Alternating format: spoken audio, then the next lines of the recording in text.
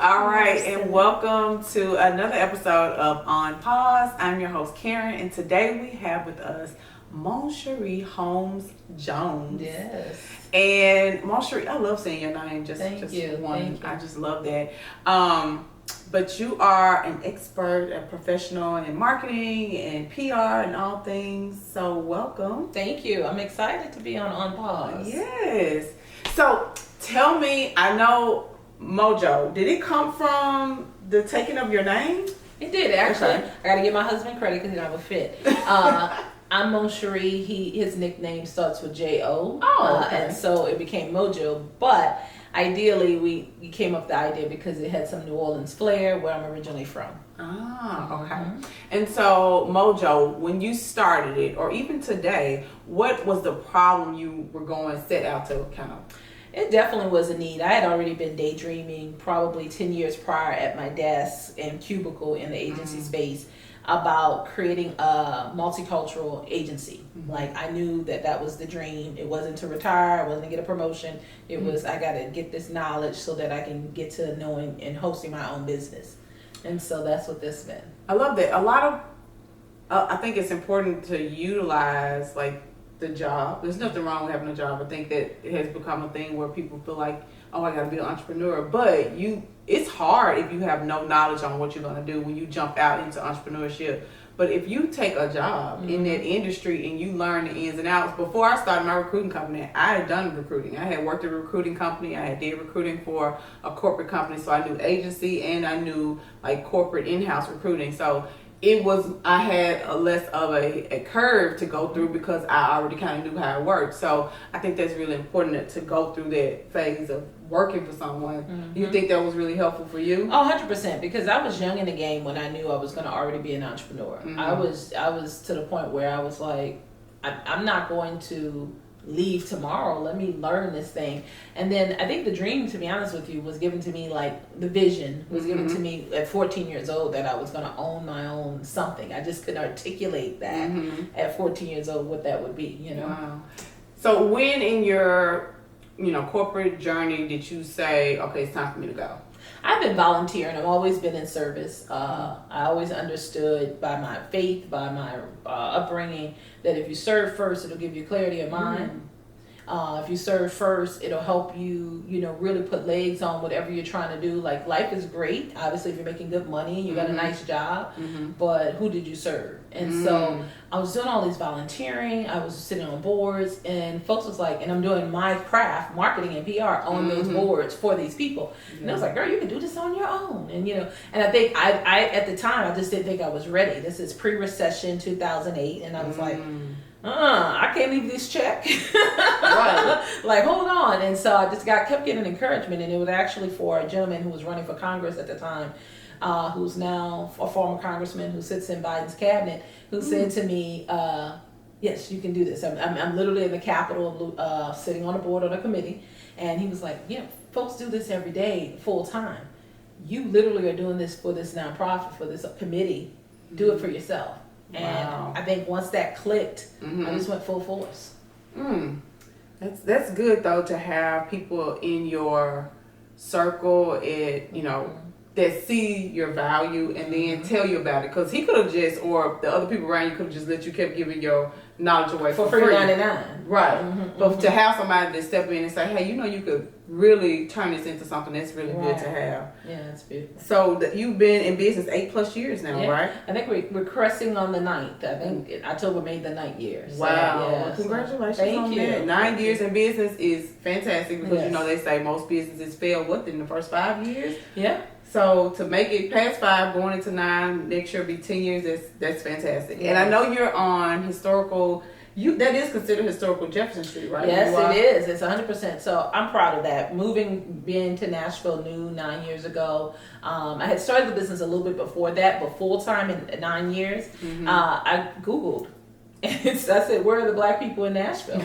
That's literally I Googled. Because I come from a place where multiculturalism is it's an understanding. And so when I kept driving around, I couldn't see it. I couldn't understand how to grasp culture. Right. So they said it was historic Jefferson Street, and that's where black businesses had really thrived. And I was like, my office is going to be on that street. Wow. And so I had offices before this, but I was like working out the EC, working out other places. But I was like, no, when I spend money, when I build, it's going to be on Jefferson Street. And so right when it was time to go into space about 5 years ago, I was like, picked up the phone one night, and this is how you know purpose is involved. All right. All right. I picked up the phone for a friend of a friend who I knew was a realtor. Me and her don't know each other. And I said, hey, I know it's late. I DM'd her. I know it's late, but would love to talk to you tomorrow about a space, if you know any spaces on Jefferson Street.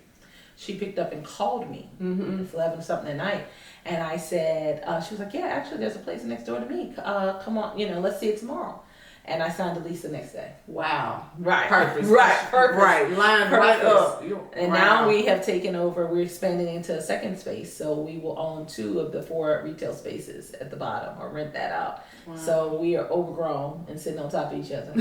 And it's time. It's a good problem. Right. So we are moving into a second space. So we currently sit at 10th and Jefferson, which I've been saying that for years and I love it, but we'll officially be on Jefferson Street, which I'm very proud of. Well, congratulations on that as well. So I want to jump into your expertise. So can you tell me about what's the importance of a brand launch? And what are some key steps small business owners can take to have a successful launch? Yeah, so I love the launching. We've launched in our Mojo over 360 different brands. Wow.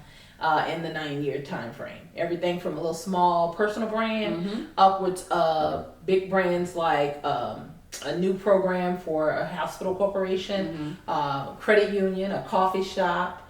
I can go on to just new events. Even in a pandemic, people were launching stuff left and right. And people sometimes just come to us for the strategy and the amplification, which is PR exposure. Right now, if you're launching something, even if you're not launching and you're already launched, everybody post-pandemic really needs to be relaunching. Now, that's not saying you rebrand. That's 2 different words. Relaunching means spend some time re-informing, educating, and amplifying everybody about who you are, because guess what? We've taken a pause, completely reset ourselves, and our intentions on how we shop, consume, and engage are completely different. So if you still want that same customer, or you want a new customer, or a new brand lover, whatever you want to call it, you have to tell them about it again. It's like a boyfriend and girlfriend. We can't just go on a break and you expect to come back the same. Right? So when you think about launching, sometimes relaunching is, folks are always the drastic rebrand. Oh my God, we got to rebrand. We got to spend money on it. Everything ain't got to be a rebrand. Sometimes it's a relaunch. At one brand we worked with was Metro PCS in our early years. We did 86 stores across about a 3-year time period. Promotion, somewhat of a little PR in the Memphis market, and just engagement in sponsoring community events and really getting the brand out there, right? But 86 different stores in different communities. Those folks completely had to go through a rebrand, and when their name changed to T-Mobile Metro PCS, right? But they understood after that first year, we may need to come back out and amplify again. See, I think sometimes we get caught up in, I gotta market every month. I gotta go to market every month. You do. It's depending on what your consumer turnover is. You know what I mean? If you are an e-commerce brand or whatever. But if you are just a service-based business, or you're just a personal brand, or somebody who's just starting out, or even a mom and pop, it doesn't hurt to relaunch your messaging every year. And there may be some seasonality to that, right? It's holiday season. Holiday marketing is a strategy. It's a strategy for many, but for the Fortune 500s, they started that in May, June. Right. So that they could be on the shelves in July, Christmas in July. Well, we sometimes think Christmas in July is something else. No, that's because all the big advertisers have already sent their stuff into production in July. Because as of October 31st, they are already in stores shipped. So we just getting started. Small business in October, we behind the ball. No, so in the real play is quarterly. I've overseen a couple millions of dollars for Fortune 500s, right? One brand at some point we were doing some work with was Domino's, and this was in my career. But we were thinking about July of the next year in December. And I think sometimes we're scared of that because we're like, I got to do the work now. But you love the dream. And the average brand builder is a dreamer, right? So why not just dream it on paper one day? Dream it all out and then section it off by quarter. So that you're not, oh, I gotta work on this, I gotta work on this. No, you already know that this is what you're gonna focus on this time because you dreamed that it needs to happen for December of next year, so you can focus on it in May and spring. Okay. May and June. So I always thought, oh, I need to be a quarter ahead, but you probably need to be more than a quarter ahead. It depends on as you scale. You see what I'm saying? Like when you're first starting out and you're first building a brand, and let's talk about it. We left corporate and we're trying to build a brand. Tomorrow you can't get it all done, but you can dream it all out. I think we put pressure on ourselves, like we can't dream it all out on paper. Dream that sucker all the way out on paper. So at minimum, these vision boards we do, do they really match up to what you dreamed out on paper? The vision that was given to you, and then you can section it off. If you can't plan well, if you don't have time. Okay. Look at you. So developing a content strategy can seem overwhelming, which we just talked about. So for a solopreneur, just like myself, right, trying to figure everything out with, some help, but not a lot of help. Like, you got a team over there. Right. So give us some tips or resources to make the process easier when you're on a budget. Yeah, when you're on a budget, content planning definitely should be a party. It should be a party. Okay. Like, it's what you want to amplify about yourself, about your brand, about your ideas, about your expertise, who you know, who you're gonna know. So why make it be boring and stressful? Because I think that's the other side of it. Like, I gotta get the graphics, I gotta get that. They have made so many softwares now that you can send all of the content to one person and have all that ready for a whole year. You know what I'm saying? Take that off your desk from a graphic standpoint. Okay. From a content standpoint, that part has to be unique. It has to be your unique selling proposition, as they say, right?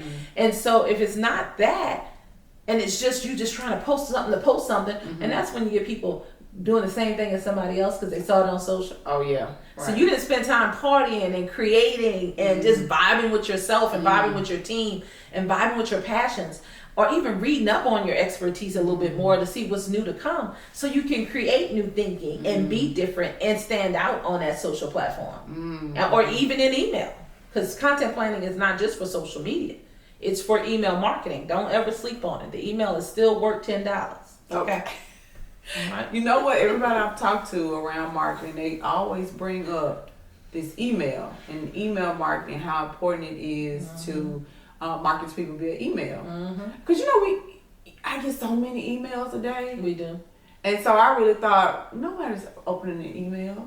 No, nobody's really going to shop through email. But now I know they do. Oh, we People do. still shop. And because when I catch a good deal, I'm like, oh, let me click on that. Just did one the other day. Came in. It was $39.99, and that's called the Staff Over. It was a particular shoe brand, and they had this cute little shoe that's her and I style. And I said, girl, not $39.99. Click boot, and it had my size because I have big feet. And she was like, send me the link. And I said, do you realize that email came in at 11:01? I bought the shoe by 11:13. Wow. I called you in the room, and then you bought your shoe by 11:30 something. That means no less than 1 million people have bought this shoe. We have to think about the level of who their email went out to. You see what I'm saying? They at least got probably 100,000 in their email. But that don't mean that they've been forwarded. It's not on social media. It's whatever. And I'm like, this is what they're doing. When we think about our young black businesses or multicultural businesses who are hitting 1 million sold, brands do that every day. We're just proud because it's new for us. Right. So good. Okay. So if someone is starting or growing a business and they need to build awareness of their product or service, what's the first thing you would tell them to do? So like, I'm brand new, nobody knows anything about this. What do I need to do first? We need to position. So a lot of times when the word brand gets thrown around, and it's people think it's creative, people think it's personal branding. They don't think it's a brand like let's see, a Target or McDonald's, right? Those people position themselves out the gate. The most important part of branding is actually where you put it at. Right? Okay. It's where you put it. Is it marketed to the whole U.S.? Is it marketed just to Nashville or to Minneapolis? Is it just for Latino women, or is it for men, African American men? All of that is positioning. And so the people can't find themselves in your brand until you tell them what the brand is. You can't tell them what the brand is until you position the brand that is visible. So if your ad had a black woman and a Latino woman, it's kind of like, oh, that's for women of color. If your ad had just men in it, or two men and they were hugged up and in love, then that's for LGBTQ men. And okay, if your ad had a family in it, it would be different. So all of those things matter. You have to position it before you start posting pictures. Because the consistency is key. If you're going to be someone who amplifies, or you do graphics for women business owners, right? Well, then all of your ads should have women business owners. Because I don't know that that's what you do, because people believe 50% of what they see and 50% of what they read. They also only read 50% of what they see and 50% of what they, read. You know what I'm saying? Ooh. So, I mean, there's levels to this. We got to realize how we are getting and consuming, and people are consuming fast. So visuals are key. Positioning is key. The color is key. I have a lime green wall in my office that's one of my favorite colors, but it's also part of our brand colors. And no matter every call, every Zoom call I'm on, and somebody's like, oh my God, that wall, I love it. Right? And it's a talking point. That's on purpose. Okay. There's a big old Hutu hat behind me. That's on purpose. All of that is a talking point. It's not just for me to look cute in front of. It's for them to be overwhelmed. I believe energy is everything. And so you have to do things for energy. You have to, one, be yourself, but two, set the vibe. You know what I mean? You got to set the vibe around your brand. And that's really what you do. When you launching out the gate, it's not about being like somebody. It's not about being different from another brand. You got to set the vibe, your vibe, or the vibe you want it to be, and really get people to understand that first. And that's the stuff you're articulating. That's when you're amplifying. You know what I mean? Yes. So good, Monchiere. All right. Okay. So when you start a business, it's about making money, right? We start business to make money. There's no way around that. But talk to me about where purpose fits into building a successful business. I think when we all, no matter who you are, if you're a person who really never fell into business, because a lot of people fall into business, if you're a person who is just wanting to try something new, because right now you're going to step away from the structure of an everyday office, you have to realize that the idea comes from somewhere. Now, whoever your God is and whoever you pray to, that's fine. But purpose is universal. Right? Now, a lot of people are always like, I don't know my purpose. I think purpose is evergreen. It's going to always keep coming. Like it may be at this stage here, but then it grows to this stage and it grows to this stage. So it doesn't look the way it looks at each level. I'm saying, don't ever walk away from what you felt when you first came up with that idea. When you first decided that, hey, I'm just going to start selling pies myself. I'm not, everybody loves my pies. I'm going to do this full time. That's the point. Now, there's some business structure there. You make sure that there's market for it. Hello. But at the same time, if that's what brings you joy, right? If that's what the vision is pushing you, because I think we're all at a place post-pandemic, and as a result of what we just experienced, that we know when we're uncomfortable. And if your spirit at your desk is just that you just uncomfortable, you go home uncomfortable, your vibe is off unless you're doing certain things, then your situation needs to change. It may not be so much what the work you do. It may be the work. It may be another place. You may actually still be working at another company, right? That doesn't mean you don't need a personal brand to amplify the work you do. And I think all of that hinges on having purpose as much as possible, like putting that in the forefront, because you're never gonna not eat. I always say, I love what I'm gonna do. I love what I'm doing. And if everything goes south, if it ever goes south, I can work at McDonald's. I worked at McDonald's at 14 years old. I have no problem doing that. And that keeps it in the back of my head that, baby, I'm never too good for nothing. You see what I'm saying? Yes. I didn't transition a couple times, as I was building this vision or whatever. But I'm never going to be too good to get some work done, right?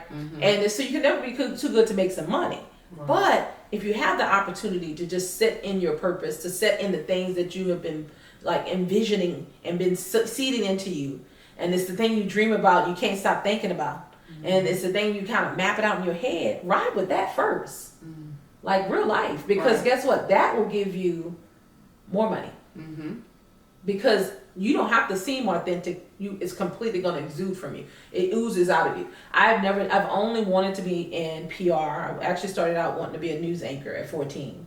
And my mama, bless the rest of her soul, got me an internship at 14 at a TV station. Really? I was a gopher. She called up there, my baby want to do this, whatever. So I was blessed with a mama who, was so into you immediately. Yeah. Fast forward, my very first PR client was actually the news anchor. Really? Yeah, so again, that purpose was already there. So I said, Mama, this is what I'm dreaming about. This is me and God talking about. Yeah. And then my mama said, okay, well, let me push that there because that was a job as a parent. And then boom, and then connect the dots.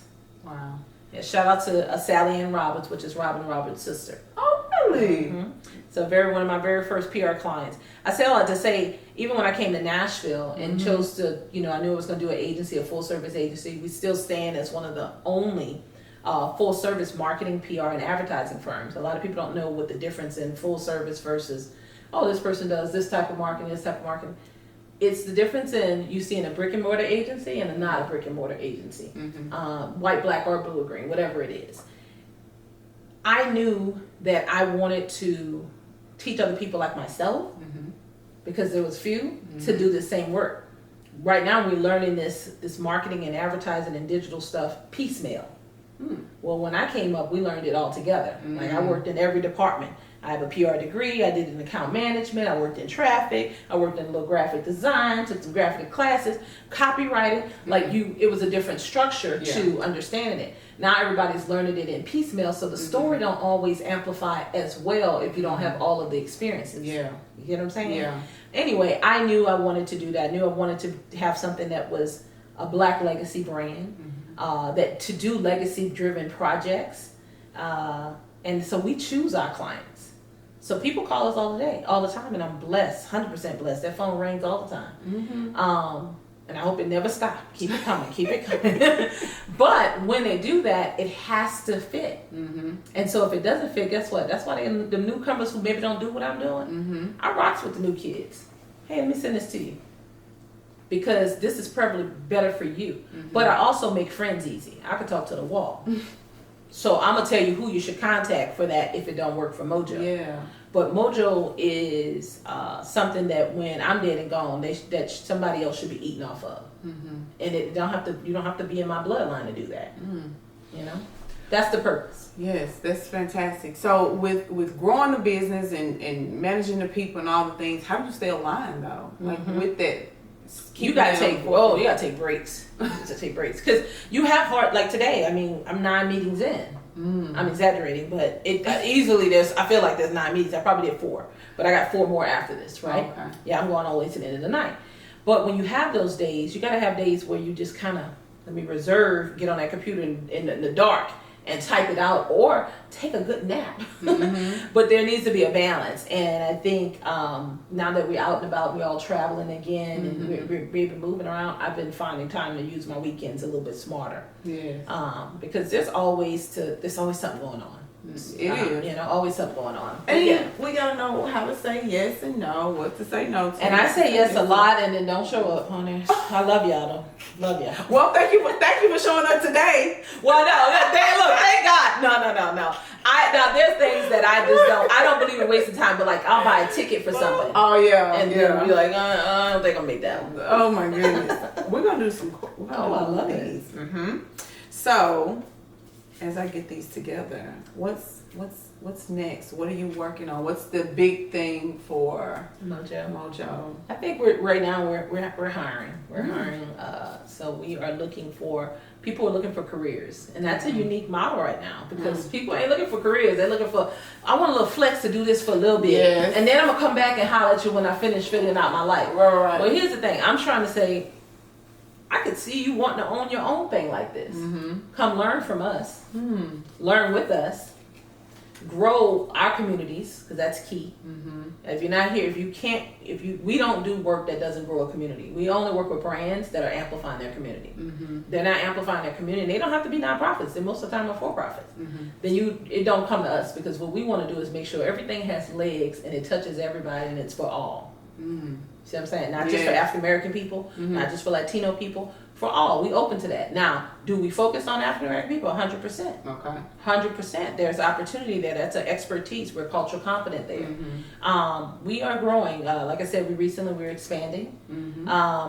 expanding into other markets. We've always been in New Orleans, where I'm originally from, so we've had clients to continue to have clients there, and we've had clients as far as DC. So we're open to the world. I'm not a big West Coaster, but if you call me, maybe.